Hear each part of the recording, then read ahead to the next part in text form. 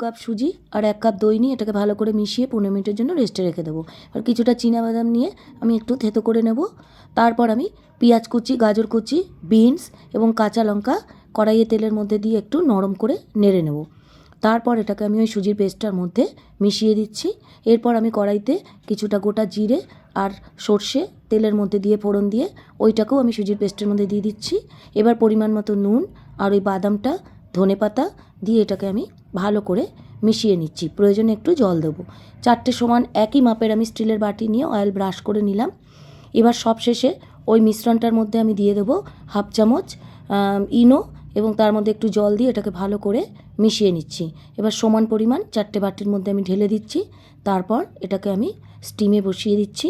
15 minute পর আমি check করে নেব। স্টিম হয়ে গেলে এটাকে আমি ডিমোল্ড করে পরিবেশন করব। তৈরি হয়ে গেল সুজির নাস্তা।